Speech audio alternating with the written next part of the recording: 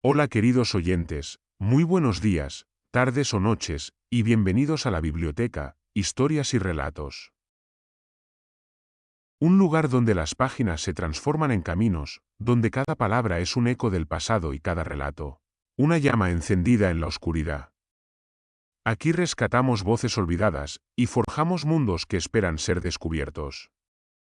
Este es tu refugio, este es tu viaje a través de las palabras. Si estas historias despiertan tu imaginación, si sientes que la biblioteca debe seguir iluminando senderos, apóyala, comparte su voz, suscríbete para no perderte ningún relato y ofrece tu like, como quien enciende una antorcha para que esta llama nunca se apague. Stonehenge, el misterio de los gigantes de piedra. La llanura de Salisbury se extiende como un océano de hierba ondulante, interrumpida apenas por colinas suaves y por el murmullo del viento que, desde hace milenios, acaricia con paciencia las mismas praderas. En aquel lugar, hace más de 5000 años, hombres y mujeres de un mundo distinto al nuestro miraron al cielo con los mismos ojos que hoy alzamos hacia el sol y la luna, y decidieron levantar un monumento que desafiara al tiempo. No conocían el hierro, no conocían la rueda como medio de transporte común, pero sí comprendían que el ciclo de las estaciones regía su existencia. En torno a esa verdad, y en diálogo con el cosmos, se alzaría Stonehenge, el misterio de los gigantes de piedra. El Neolítico tardío en Inglaterra era un tiempo de transformación profunda. Tras miles de años de vida nómada, cazadora y recolectora, las comunidades humanas habían aprendido a domesticar la tierra. Labraban los campos con arados de madera, sembraban cereales, criaban animales y comenzaban a construir aldeas permanentes. La estabilidad que proporcionaba la agricultura no solo garantizaba alimento, sino que permitía el florecimiento de nuevas ideas. La religión se volvió más compleja, los rituales más elaborados, y la mirada del hombre ya no se dirigía únicamente a la supervivencia, sino también a la eternidad. En ese contexto, surgió la necesidad de erigir lugares sagrados, recintos que conectaran lo humano con lo divino, lo terrenal con lo celestial. Antes de que las piedras dominaran la llanura, hubo círculos de madera, postes que dibujaban el contorno de un espacio consagrado. También hubo zanjas y terraplenes que delimitaban un centro ritual. El primer Stonehenge fue poco más que una cicatriz circular en la tierra, un foso rodeando un espacio abierto, dentro del cual se realizaban ceremonias que quizá unían a diferentes clanes dispersos por las islas británicas. Allí se enterraron restos humanos, lo que sugiere que desde su origen fue también un lugar de muerte y de memoria.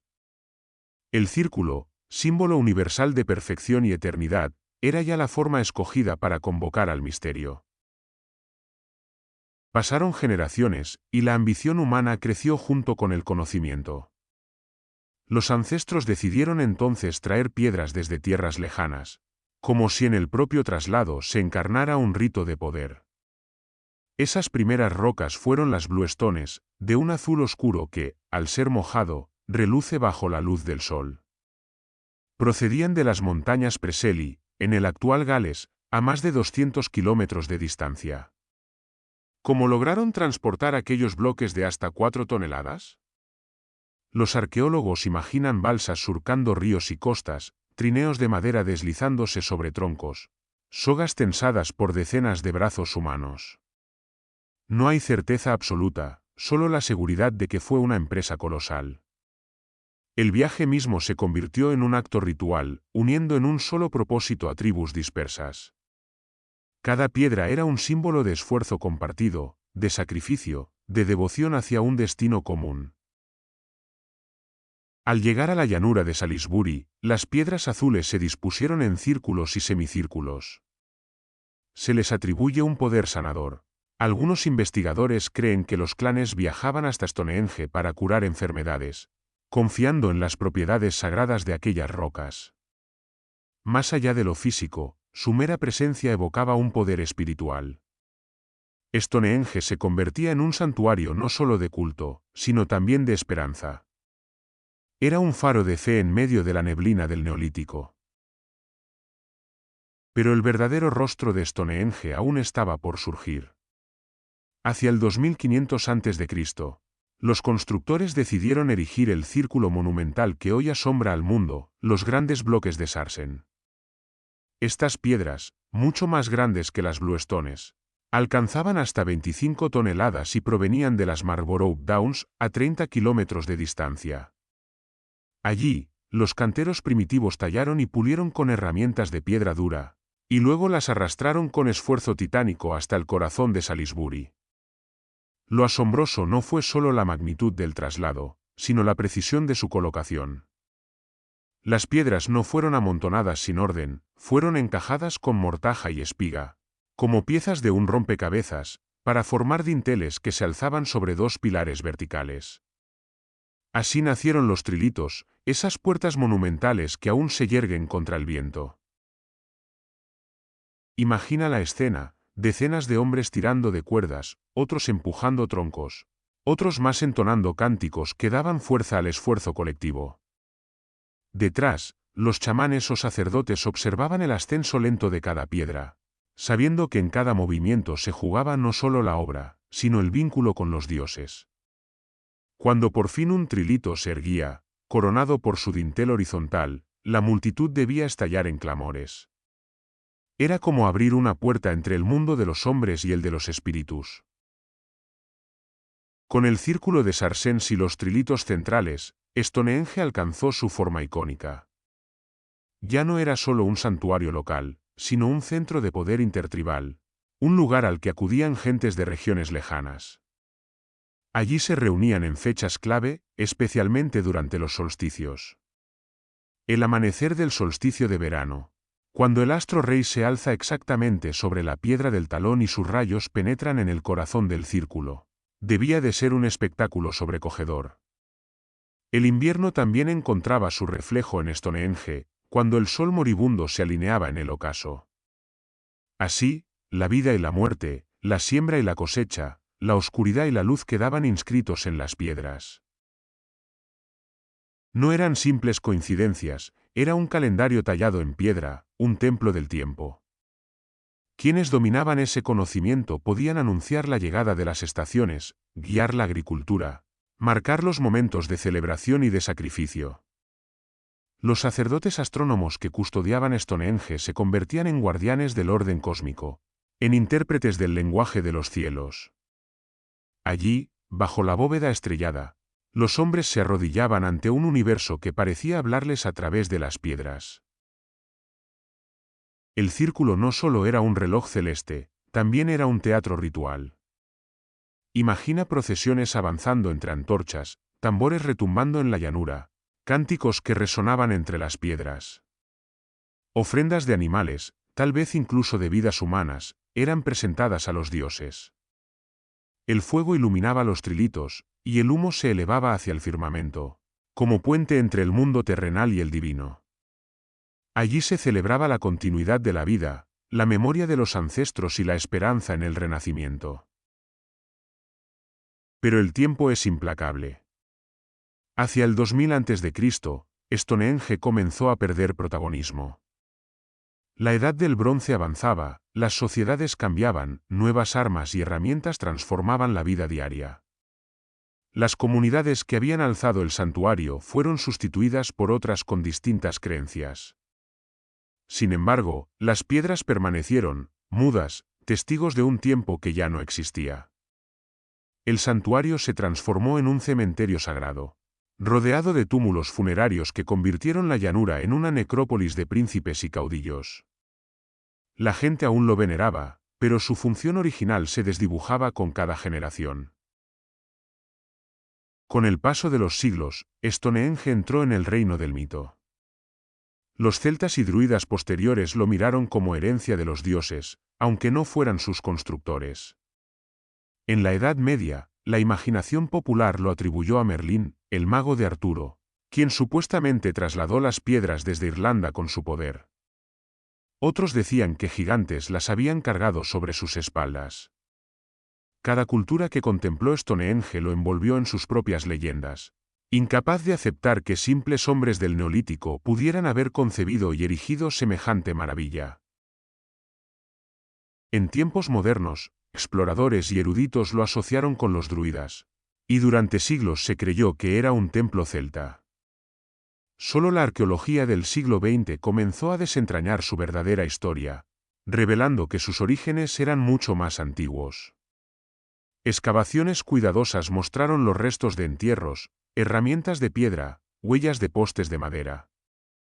El radiocarbono habló con voz científica, datando sus fases en el amplio arco de los milenios entre 3000 y 2000 a.C. Hoy, Stonehenge sigue en pie, patrimonio de la humanidad, rodeado de visitantes que caminan en círculo, intentando descifrar el secreto que encierra. Y sin embargo, más allá de los estudios y las teorías, lo que cautiva de Stonehenge es aquello que nunca se podrá explicar del todo. La emoción de sentir que los hombres de hace 5000 años miraban el mismo sol, la misma luna, las mismas estrellas, y que en las piedras dejaron escrita una pregunta eterna. ¿Quiénes somos? ¿De dónde venimos?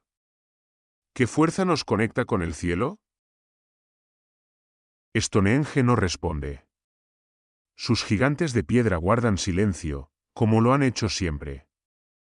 Pero ese silencio, atravesado por el viento de la llanura, sigue invitando a la humanidad a escuchar. Y en ese escuchar, quizá, resida su verdadero misterio. En torno al año 3100 a.C., en la llanura de Salisbury comenzó a dibujarse sobre la tierra un círculo que no estaba hecho de piedra, sino de ausencia.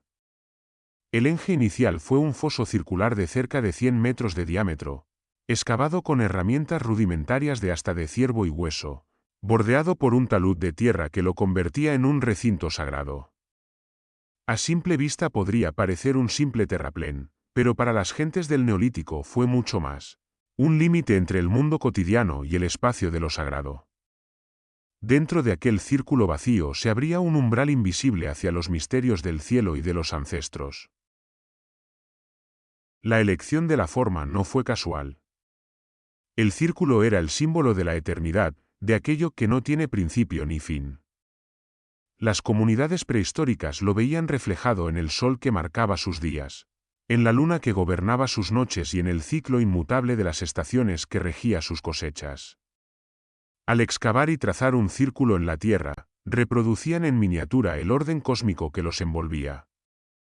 Así, el enge no era solo un espacio físico, era una representación tangible del universo.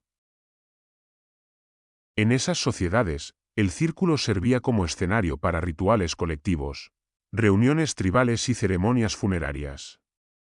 Los clanes que habitaban las tierras vecinas podían reunirse allí para renovar alianzas, intercambiar bienes y celebrar las fechas que el cielo dictaba. El foso y el talud delimitaban el perímetro que protegía el rito del caos exterior. Al traspasar aquel límite, los hombres y mujeres dejaban atrás la vida ordinaria y entraban en un mundo de símbolos, donde el contacto con los dioses y los espíritus era posible. Ese primer recinto, sencillo en apariencia, fue el embrión de Stonehenge. No había todavía colosos de piedra, pero ya existía el propósito: crear un lugar que uniera a los vivos con los muertos, al hombre con la naturaleza, al tiempo humano con la eternidad del cosmos. Alrededor del gran círculo de tierra comenzaron a levantarse tumbas colectivas, largas estructuras de piedra y tierra conocidas como lomberos. Estas sepulturas, con cámaras interiores, acogían los restos de decenas de individuos. No eran simples entierros, sino santuarios de los ancestros, depositarios de la memoria de cada clan. Los muertos se convertían en guardianes del paisaje, y sus huesos eran tratados con reverencia. A veces se extraían y se mostraban en ceremonias, como si los ancestros volvieran a caminar entre los vivos para guiar sus destinos. La llanura se transformó poco a poco en un paisaje sagrado, un mosaico de monumentos conectados entre sí. Cada túmulo, cada trazo en la tierra, cada alineación de postes de madera formaba parte de una red ceremonial que recorría el sur de Inglaterra. No era un solo santuario aislado, era todo un sistema de lugares interconectados donde las comunidades se encontraban periódicamente. Caminos procesionales unían unos recintos con otros, ríos se convertían en ejes sagrados de peregrinación, y el conjunto daba a los hombres y mujeres neolíticos la sensación de habitar en un cosmos ordenado, diseñado por los dioses. En este entramado de ritos y símbolos, emergió la figura de una élite sacerdotal o chamánica. No eran reyes en el sentido clásico, pues aún no existían reinos, pero sí líderes espirituales que conocían los secretos del tiempo y del cielo. Ellos observaban las estrellas, registraban los solsticios, decidían cuándo sembrar y cuándo cosechar, y organizaban las ceremonias que daban cohesión a la tribu. Vestidos con pieles y adornos, portaban talismanes de hueso y piedra, y hablaban con voz solemne en el centro del círculo. Eran intérpretes del orden cósmico, guardianes de la tradición, mediadores entre los vivos y los muertos. Bajo su guía, el Enge no era un mero espacio excavado en la tierra, sino un santuario vivo que vibraba con cada celebración. Allí, en medio de la llanura, las comunidades no solo honraban a sus ancestros, se reconocían a sí mismas como parte de un todo mayor, como engranajes de un universo en el que la vida y la muerte formaban un ciclo eterno. La cosmovisión de aquellas gentes estaba impregnada de un sentido profundo de unidad. El cielo no era una bóveda distante, sino un libro abierto donde los dioses escribían sus designios. La tierra no era solo suelo fértil, sino madre que alimentaba y acogía los cuerpos de los muertos. Los ancestros no eran polvo olvidado, sino presencias activas que vigilaban, aconsejaban y protegían. En ese triángulo de fuerzas, cielo, tierra y ancestros, se sostenía el equilibrio de la vida. Cada estrella, cada colina, cada hueso enterrado participaba de un mismo tejido sagrado.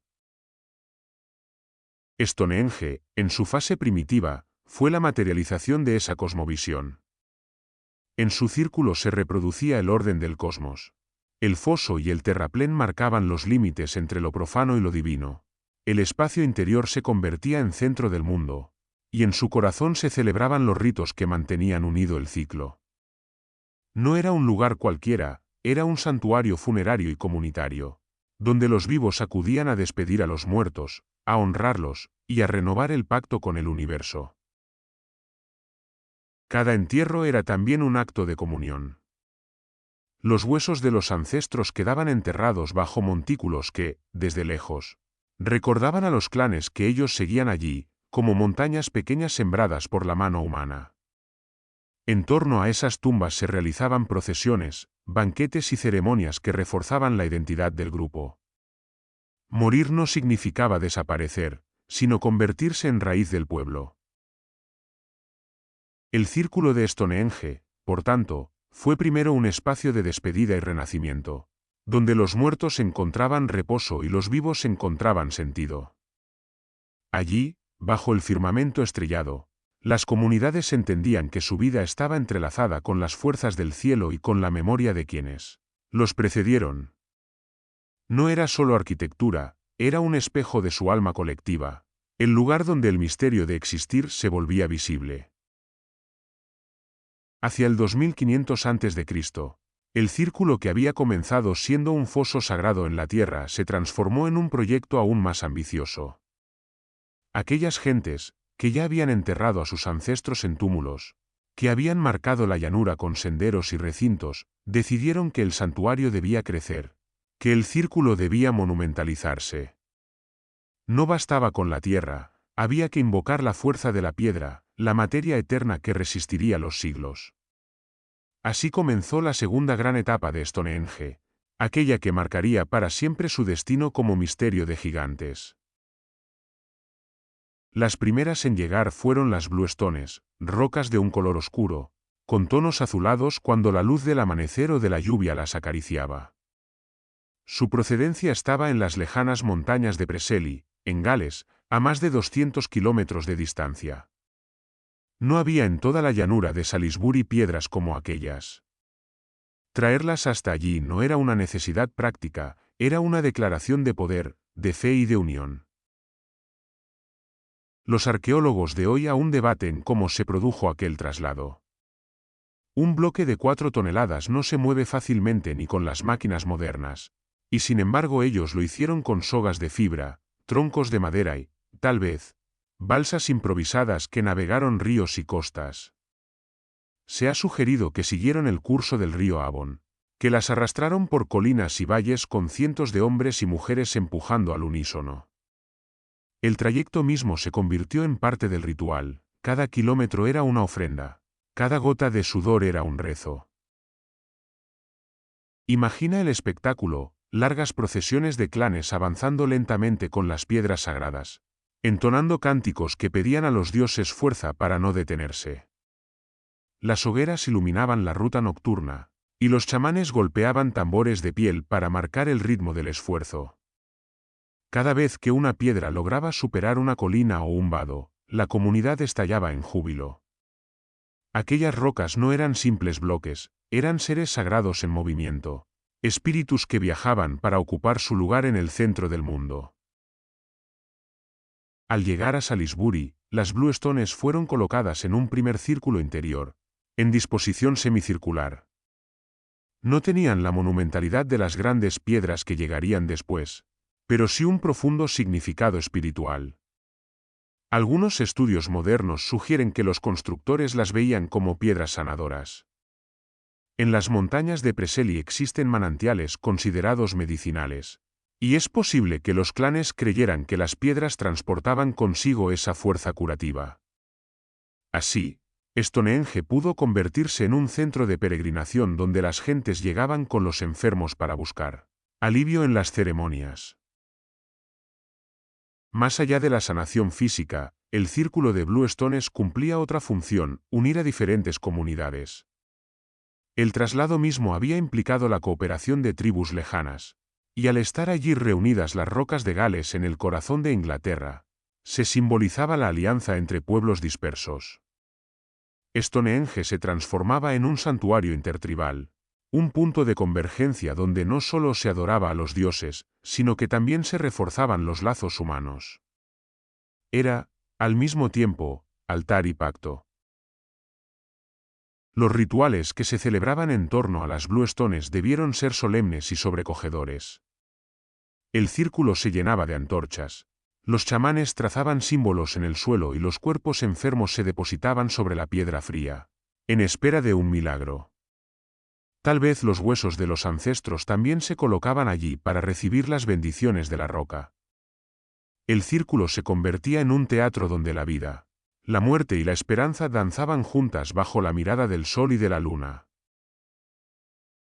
Y, sin embargo, las Bluestones no eran el final de la obra, sino apenas un paso. Con ellas, los constructores habían dado el salto de la tierra a la piedra, del círculo excavado al círculo monumental. Habían demostrado que podían desafiar la distancia y la dificultad para traer al santuario aquello que consideraban sagrado. Habían demostrado que su fe era más fuerte que cualquier obstáculo. Y esa demostración abriría la puerta a la siguiente etapa, la llegada de las piedras más gigantescas. Los colosos de Sarsen que darían a Stonehenge su rostro eterno. En este punto, la monumentalización del círculo había dejado de ser un simple acto local para convertirse en un acontecimiento de toda una región. Las gentes venían desde lugares lejanos no solo a participar de los rituales, sino a contemplar cómo se levantaba el santuario. Para muchos, estar allí era ser testigo de un milagro humano. La unión de fuerzas colectivas para erigir un templo sin igual. El círculo de Bluestones no solo era un espacio sagrado, era también un símbolo político. Proclamaba que quienes habían logrado aquello eran capaces de gobernar el tiempo, de dominar la tierra y de dialogar con el cielo. En la memoria de los clanes, aquella empresa debía quedar grabada como una epopeya. Los relatos hablaban de cómo las piedras azules viajaban como si fueran barcos sagrados que navegaban por ríos y mares, de cómo los dioses mismos habían guiado a los hombres en el trayecto, de cómo, al llegar a la llanura, la tierra tembló y el cielo se iluminó para recibirlas. Generación tras generación, esas historias debieron ser contadas al calor del fuego, engrandeciendo cada detalle hasta convertir el traslado en mito. El círculo de Blue Stones, aunque modesto comparado con lo que vendría después, marcó un antes y un después en la historia de Stonehenge. Fue el momento en que el santuario dejó de ser un recinto de tierra y se convirtió en un monumento pétreo. Fue el momento en que el esfuerzo humano alcanzó la categoría de gesta épica. Y fue también el momento en que el sur de Inglaterra quedó unido bajo una misma fe, la fe en que la piedra podía ser el lenguaje eterno entre los hombres y los dioses. Con las Blue Stones, Stonehenge empezó a brillar como un faro en medio de la prehistoria. Pero el sueño de los constructores aún no estaba completo. Ellos miraban más alto, hacia piedras más grandes, hacia un círculo aún más imponente. Lo que se había logrado hasta entonces no era suficiente, había que invocar a los gigantes. Imagina, aquel viaje épico de más de 200 kilómetros. Los constructores neolíticos, sin ruedas comunes ni bestias de tiro que soportaran tanto peso, se enfrentaban al desafío de trasladar bloques de hasta 4 toneladas. La geografía era hostil, colinas, bosques densos, pantanos y ríos. Y sin embargo, con ingenio y determinación, lograron lo imposible. Los estudios modernos sugieren que emplearon rodillos de madera, trineos arrastrados por cuerdas de fibra vegetal y balsas que surcaron ríos como el Avon y las corrientes costeras, hasta desembocar en rutas terrestres. Cada metro recorrido era un esfuerzo colectivo, cada paso un acto de fe. Se ha calculado que pudieron participar cientos de personas en cada traslado, coordinadas como un solo cuerpo, unidas en el propósito de llevar a las piedras al corazón sagrado de Salisbury. Para quienes vivieron aquel acontecimiento, el esfuerzo humano no podía ser la única explicación. Con el paso de los siglos, las memorias se transformaron en mitos, y los mitos en leyendas. Se dijo que las piedras fueron movidas por magos de poder inimaginable, entre ellos el propio Merlín, el sabio de las leyendas artúricas, quien con sus conjuros habría traído las piedras desde Irlanda. Otros relatos hablaban de gigantes que las cargaron sobre sus hombros, seres colosales que obedecían a los dioses y que, en un solo día, trasladaron lo que a los hombres les hubiera costado generaciones. La imaginación popular, incapaz de aceptar que simples mortales pudieran haber realizado semejante gesta, otorgó a Stonehenge un origen sobrenatural, envolviéndolo para siempre en un halo de misterio.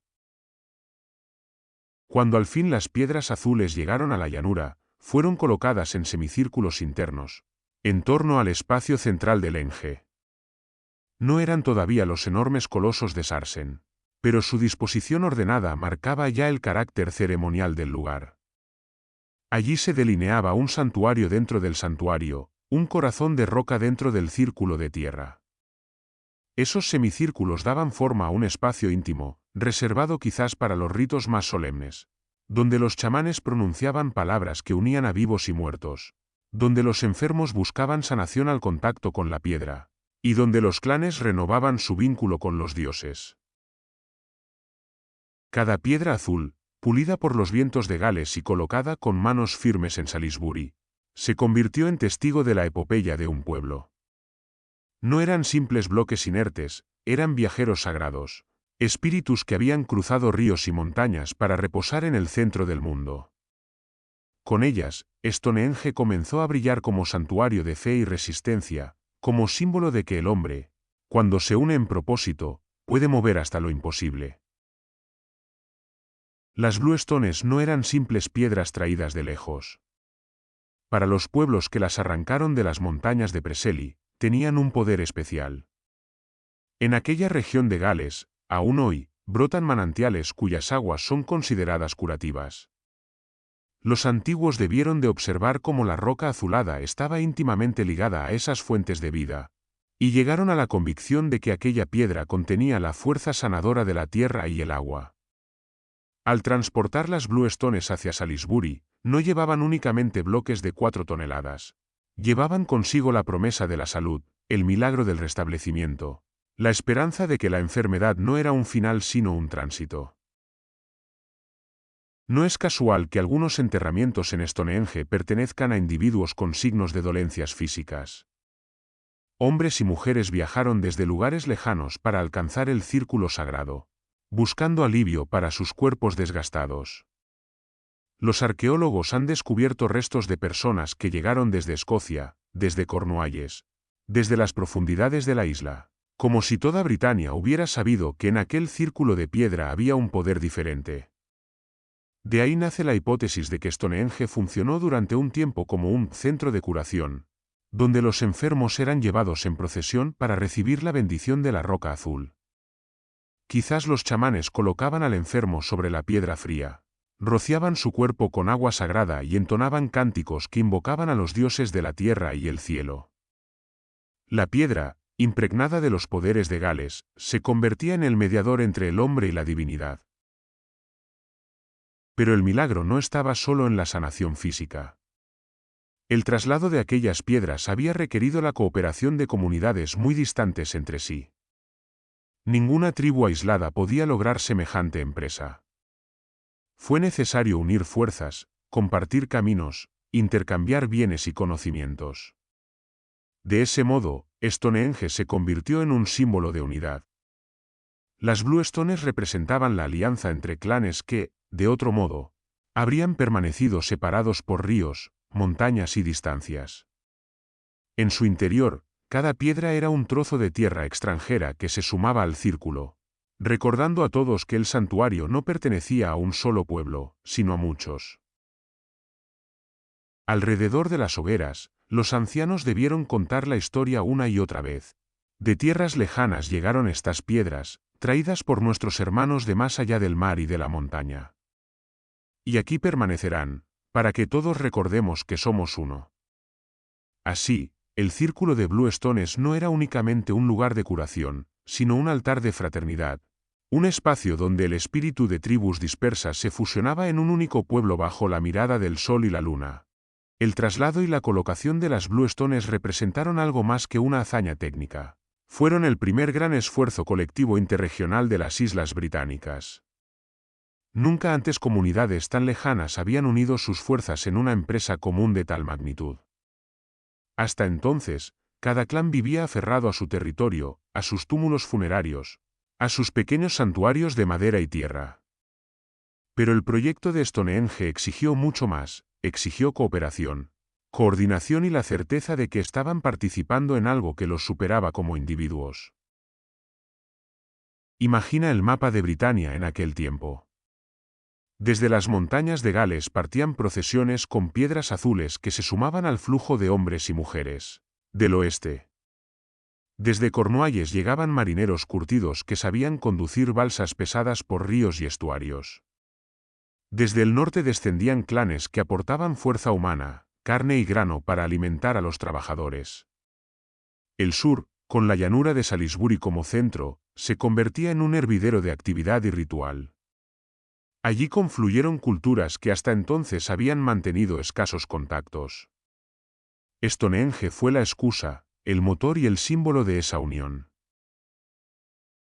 A través de ese esfuerzo, el círculo se consolidó no solo como santuario local, sino como el espacio de poder espiritual más importante de toda la isla.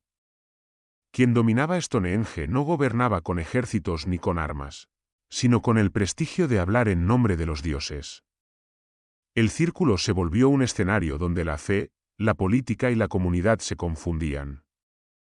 En torno a él, los clanes celebraban banquetes rituales, ofrendas colectivas y alianzas matrimoniales. Los huesos hallados en las cercanías revelan que, en ciertos momentos, cientos o incluso miles de personas se congregaban para participar en ceremonias masivas, todas orientadas hacia el círculo de piedra. Con cada solsticio, con cada luna llena, con cada ciclo marcado por la bóveda celeste, Stonehenge reafirmaba su autoridad simbólica.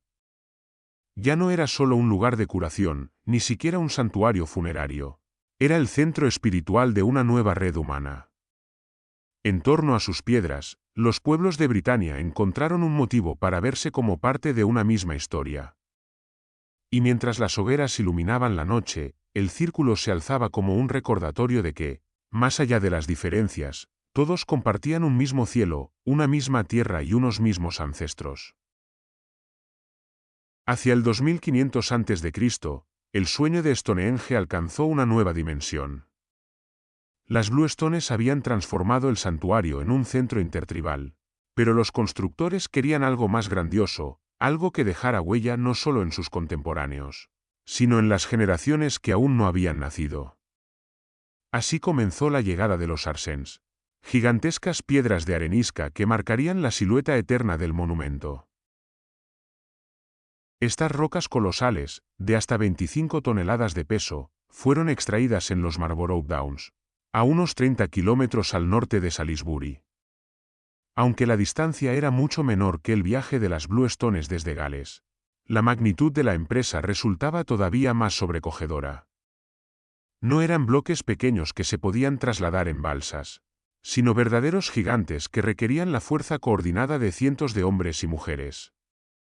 Las canteras de los Marlborough Downs debieron de convertirse en un hervidero de actividad, donde se seleccionaban, tallaban y preparaban las piedras antes de emprender el arduo trayecto. El camino hacia Salisbury debió de ser lento, casi desesperante. Con trineos reforzados, rodillos de madera y sogas de fibra vegetal, los constructores arrastraban las piedras a lo largo de colinas, campos y riachuelos. Cada metro ganado era una victoria. Cada piedra que se levantaba del suelo para avanzar sobre troncos era un desafío a las leyes de la naturaleza. La visión de aquellos colosos moviéndose sobre la llanura debió de ser sobrecogedora para quienes los contemplaban. Era como si los propios dioses caminaran entre los hombres. Cuando por fin llegaron a Salisbury, los sarsens se convirtieron en el material para la obra más ambiciosa, la construcción de un círculo exterior con dinteles, un anillo pétreo único en toda Europa prehistórica. Las piedras fueron erigidas en parejas verticales, y sobre ellas se colocaron bloques horizontales, formando un círculo perfecto de gigantes. Aquella obra exigió no solo fuerza, sino una ingeniería sorprendente. Los constructores tallaron las piedras con sistemas de encaje similares a los de la carpintería, espigas y mortajas que aseguraban que los dinteles no se deslizaran. Nada quedó al azar. Cada unión fue pensada para resistir siglos de viento y de lluvia. Al alzarse el círculo completo, el impacto debió ser deslumbrante. Desde lejos, los viajeros veían erguirse en la llanura un anillo de piedra monumental, un templo que parecía desafiar al cielo. Ningún otro santuario de la isla poseía algo semejante. El círculo de sarsens convirtió a Stonehenge en un lugar incomparable, un centro espiritual que irradiaba poder y misterio. Aquellos colosos no eran solo arquitectura, eran un mensaje a los hombres y a los dioses de que la comunidad que los había erigido era capaz de lo imposible. El anillo de sarsens, con sus dinteles perfectamente ajustados, dio a Stonehenge la forma icónica que aún hoy contemplamos. Bajo su sombra, el tiempo se detenía. Y en el silencio de la llanura, los gigantes de piedra proclamaban la grandeza del hombre cuando se une en propósito común, y la eternidad de un misterio que, miles de años después, aún no ha revelado todos sus secretos. El levantamiento de los sarsens no fue un trabajo tosco, sino una obra de precisión que sorprende incluso hoy. Cada piedra fue tallada y encajada con técnicas avanzadas para la época, mucho más allá de lo que se esperaría de comunidades neolíticas. Los constructores modelaron superficies planas en bloques de arenisca dura, abrieron rebajes y cavidades, y crearon un sistema de unión semejante al de la carpintería, espigas y mortajas talladas en roca. De este modo, los dinteles horizontales se encajaban con firmeza sobre las piedras verticales, asegurando que, incluso tras miles de años de viento, lluvia y tormentas, siguieran en su sitio. La exactitud de los cortes, el equilibrio de las piezas y la resistencia de la estructura revelan un conocimiento empírico sorprendente, como si aquellos canteros anónimos hubieran descubierto las reglas eternas de la geometría a través de la observación y la experiencia. Pero el alma del círculo no estaba solo en el anillo de sarsens, sino en sus trilitos, esas composiciones de dos piedras verticales coronadas por una tercera horizontal. A diferencia del círculo exterior, donde las piedras formaban un muro continuo, Los trilitos eran puertas sagradas, umbrales hacia un mundo invisible. Quien cruzaba entre ellas dejaba atrás el espacio común y penetraba en el recinto de lo divino. En aquellas puertas se materializaba la unión de los tres reinos, lo terrenal en los pilares, lo celeste en el dintel, y lo humano en el acto de atravesarlos. El impacto visual de los trilitos debió de ser sobrecogedor. Eran auténticos gigantes que se alzaban hacia el cielo, con alturas de hasta 7 metros. Bajo su sombra, los hombres se sentían pequeños, conscientes de que entraban en presencia de fuerzas más grandes que ellos. La disposición de los trilitos en forma de herradura, con los más altos en el centro, conducía la mirada hacia un punto focal, como si toda la energía del cosmos se concentrara allí. Ese diseño, tan calculado, fue el que convirtió a Stonehenge en el monumento icónico que reconocemos hoy. Cuando los trilitos se completaron, Stonehenge adquirió la forma que lo haría eterno. Ya no era solo un círculo de piedras, ni un foso ceremonial, ni un conjunto de tumbas cercanas.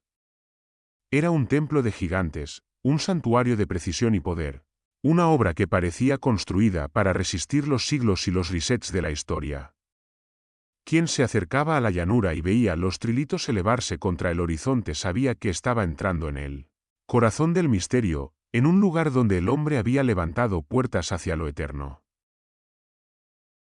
Para erigir semejantes colosos, la fuerza bruta no bastaba.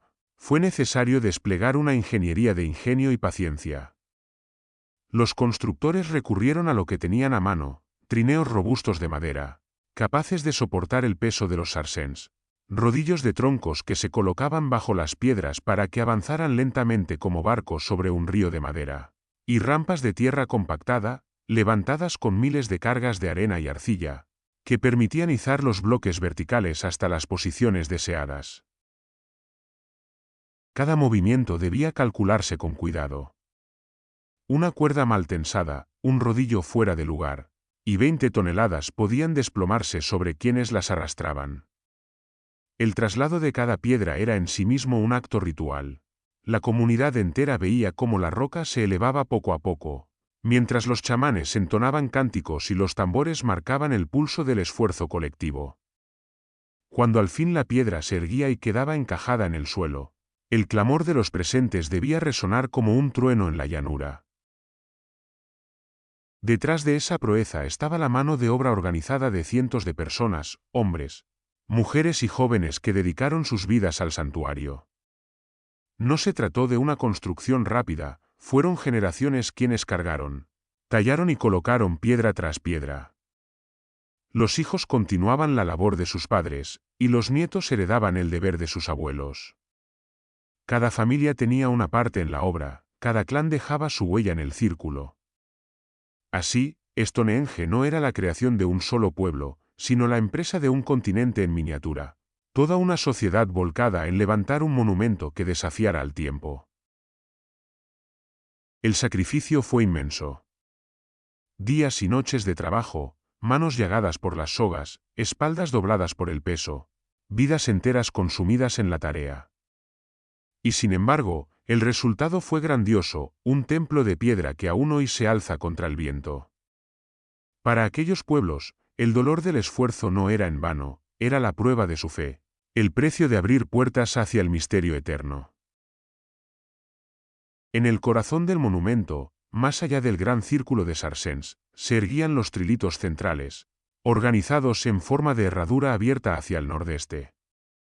Eran las piedras más altas y majestuosas de todo el conjunto, auténticos gigantes que superaban los 7 metros de altura.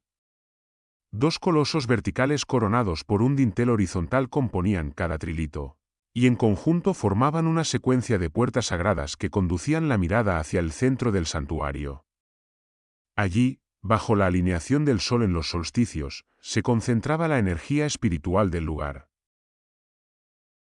Quien se situaba en medio de aquella herradura de piedra debía sentir que había cruzado el umbral hacia otro mundo.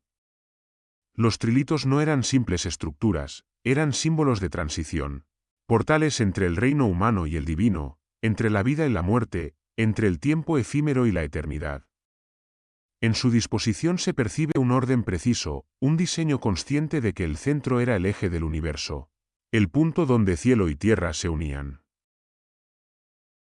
El hecho de que una obra tan colosal pudiera levantarse revela la existencia de una jerarquía social clara y de un alto grado de planificación. No fue la improvisación de un grupo reducido, sino un proyecto organizado durante décadas, quizás siglos.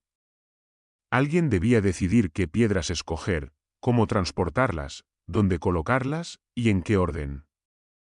Había líderes que dirigían el trabajo, chamanes que inspiraban con la fe, especialistas que sabían tallar y encajar los bloques, y una multitud que obedecía con disciplina. La sociedad neolítica que levantó Stonehenge no era caótica ni igualitaria en la práctica. Era una comunidad capaz de someterse a un propósito colectivo, con élites religiosas que ostentaban la autoridad del conocimiento y del contacto con lo sagrado. En cada trilito erguido se reflejaba no solo la fuerza del pueblo, sino también la visión de sus líderes, quienes entendían que la piedra, bien alineada con el sol y la luna, era más que materia, era el lenguaje mismo de los dioses. Esa jerarquía invisible, sostenida por la fe y por la obediencia, fue la que permitió que generación tras generación continuara el trabajo hasta culminar el santuario más enigmático de la prehistoria europea. Con la herradura de trilitos y el círculo de sarséns erguido, Stonehenge no era solo un santuario de piedra, sino también un instrumento astronómico de precisión inesperada para su tiempo. El eje mismo del monumento, marcado por el corredor de entrada y la llamada piedra del talón, estaba orientado con exactitud hacia el punto por donde nace el sol en el solsticio de verano. Cada año, en el amanecer más largo, la luz dorada atravesaba el pasillo de entrada y penetraba hasta el corazón del círculo, bañando las piedras en un resplandor que parecía divino. Para quienes lo contemplaban, aquello no era casualidad. Era la señal de que los dioses habían aceptado la obra y la usaban como puerta para manifestarse en la tierra. Pero el círculo no solo celebraba la vida.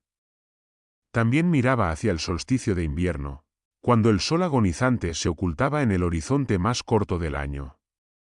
En ese momento, las sombras se alargaban y el frío se adueñaba de la llanura. La orientación de las piedras señalaba el camino del sol moribundo, recordando que la muerte no era el final, sino el preludio del renacimiento.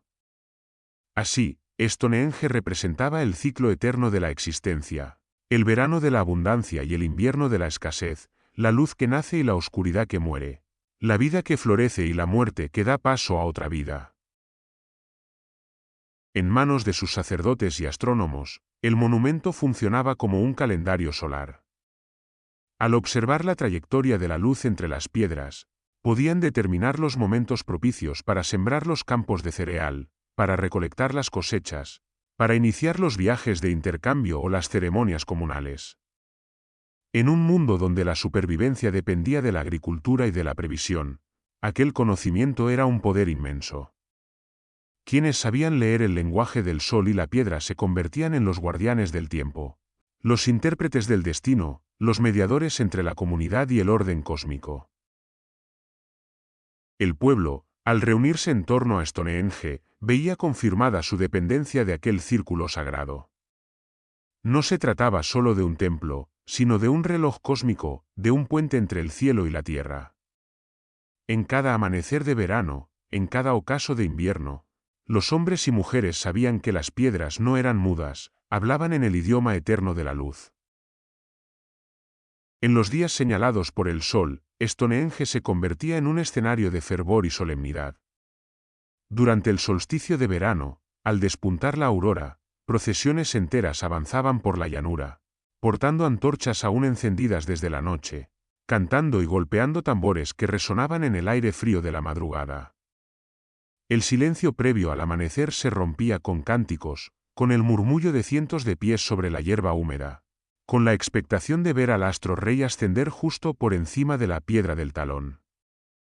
Y cuando el primer rayo de sol cruzaba la entrada y se deslizaba entre los trilitos, un rugido de júbilo recorría la multitud.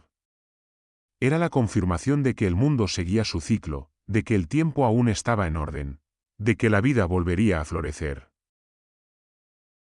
En el solsticio de invierno, la procesión se invertía. El pueblo aguardaba el ocaso, viendo cómo el sol debilitado descendía tras las piedras. Era un ritual de despedida, pero también de esperanza. Despedían al sol moribundo sabiendo que volvería a renacer. En esas ceremonias, la carne de animales sacrificados se compartía en grandes banquetes. El vino o la cerveza rudimentaria corría en cántaros de barro, y los huesos eran depositados en el suelo como ofrenda.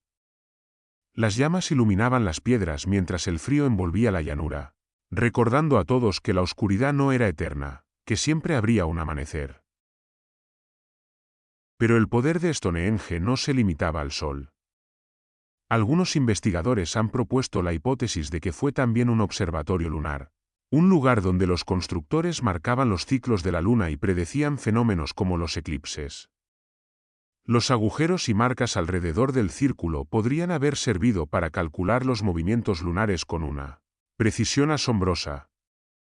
La luna, señora de las mareas y del misterio nocturno, también quedaba inscrita en la geometría del santuario. Así, el círculo de piedra era a la vez solar y lunar, masculino y femenino, día y noche, vida y muerte. Los encargados de descifrar ese lenguaje cósmico eran los sacerdotes astrónomos. No llevaban coronas de oro ni cetros de poder, pero poseían algo aún más valioso, el conocimiento del tiempo. Ellos observaban los astros, movían piedras y estacas, contaban días y lunas, y transformaban ese saber en autoridad. Decidían cuándo sembrar, cuándo cosechar, cuándo reunir a los clanes y cuándo ofrecer sacrificios. Bajo su guía, la comunidad se mantenía en armonía con el cosmos. En una era donde lo inexplicable se revestía de magia, ellos eran los intérpretes de los dioses, los guardianes del orden universal. En Stonehenge, el tiempo mismo se representaba como un ciclo de muerte y renacimiento. El invierno era la estación del silencio, del descanso de la tierra, de la oscuridad que parecía tragarlo todo. Los hombres enterraban a sus muertos bajo túmulos. Las cosechas se agotaban y el frío marcaba la fragilidad de la existencia. Sin embargo, en ese mismo final se encontraba la semilla de la esperanza. Los solsticios anunciaban que la rueda giraría otra vez, que tras la muerte del sol vendría su regreso, y que la vida renacería en el verano. El círculo de piedras se convirtió así en un símbolo tangible de esa verdad. Cada amanecer y cada ocaso marcados en la arquitectura no eran solo fenómenos naturales, sino recordatorios de que nada muere para siempre, de que la oscuridad es apenas un umbral hacia la luz. Bajo esta cosmovisión, Stonehenge se transformaba en un escenario para ceremonias masivas, donde no solo un clan, sino varias tribus enteras se reunían en fechas señaladas. La llanura de Salisbury se llenaba de chozas temporales, de hogueras encendidas, de gentes venidas desde cientos de kilómetros. Los arqueólogos han hallado restos de festines colectivos, huesos de ganado sacrificados, vasijas de barro que contenían bebidas fermentadas, utensilios compartidos entre pueblos de distintos orígenes. Aquellos encuentros no eran simples rituales, eran el latido de una sociedad que, al menos durante unos días al año, se reconocía como un solo pueblo bajo el mismo cielo. Las noches de celebración debían de ser un espectáculo indescriptible. La música resonaba con tambores de piel, flautas de hueso, sonajeros de piedra y madera. El eco de los cánticos se mezclaba con el crujir de las hogueras. El fuego iluminaba las piedras gigantes, proyectando sombras titánicas que bailaban en la oscuridad. En el centro del círculo, los chamanes ofrecían sacrificios, cereales, carne, objetos preciosos, quizá incluso vidas humanas, entregadas a los dioses para asegurar la fertilidad de la tierra y la protección de la tribu. Todo aquello se realizaba en el marco de un orden cósmico inscrito en piedra. El sol y la luna guiaban los tiempos, los ancestros observaban desde sus tumbas, y los vivos danzaban en torno al fuego, celebrando su pertenencia a un ciclo eterno. En esos instantes, Stonehenge era mucho más que un monumento.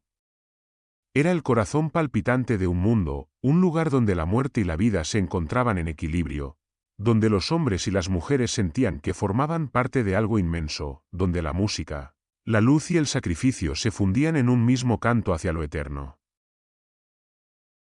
En su apogeo, Stonehenge fue mucho más que un santuario local. Se convirtió en el punto de convergencia espiritual de toda Britania, un lugar al que acudían clanes de las regiones más remotas de la isla. Allí, en la vasta llanura de Salisbury, los pueblos olvidaban disputas y diferencias, y se reconocían unidos bajo el mismo cielo y la misma piedra. Era un espacio donde se sellaban alianzas, se compartían banquetes, se intercambiaban bienes y se renovaban los lazos que tejían la red social de una isla entera. El círculo de piedras, iluminado por el sol naciente en los solsticios, era visto como el corazón del cosmos, el centro desde el cual la vida se ordenaba. Pero el tiempo, siempre implacable, trajo consigo cambios. Hacia el 2000 a.C., Stonehenge comenzó a perder relevancia ritual. Las sociedades del sur de Inglaterra entraban en la Edad del Bronce. Nuevas tecnologías, nuevas armas y nuevas formas de organización alteraron el equilibrio que había sostenido al santuario. Los clanes que antes habían unido fuerzas para levantar las piedras comenzaron a fragmentarse, surgiendo élites guerreras que hallaban su prestigio en la riqueza metálica y en el dominio militar más que en la comunión espiritual. El santuario de Salisbury, que durante siglos había sido la brújula del tiempo y de la fe, fue poco a poco relegado a un papel secundario. Las grandes multitudes dejaron de reunirse con la misma frecuencia. Los festines masivos fueron desapareciendo y los ritos colectivos perdieron vigor. Aún así, Stonehenge no fue abandonado del todo, su presencia siguió imponiendo respeto, y la llanura se transformó en una necrópolis repleta de túmulos funerarios que rodeaban el círculo. Allí fueron enterrados jefes y caudillos, quizás como un intento de seguir vinculando su poder al aura sagrada del lugar. El monumento sobrevivió a sus constructores y a sus primeros adoradores. Pero en la memoria de las generaciones posteriores, su origen comenzó a difuminarse. Nadie recordaba ya con claridad quiénes habían erigido aquellos colosos ni con qué propósito. Y fue entonces cuando nació el reino del mito. La irrupción de nuevas culturas trajo consigo un cambio radical. Con la llegada del bronce, las antiguas sociedades agrícolas que habían levantado Stonehenge comenzaron a transformarse. El metal, brillante y poderoso, dio forma a nuevas armas y herramientas. Y con él emergieron élites guerreras que medían su prestigio no en la capacidad de convocar multitudes en rituales solares, sino en la posesión de objetos de bronce y en el dominio de rutas comerciales. El poder ya no residía en los sacerdotes que observaban el sol, sino en los jefes que controlaban el metal y con él la fuerza de la guerra.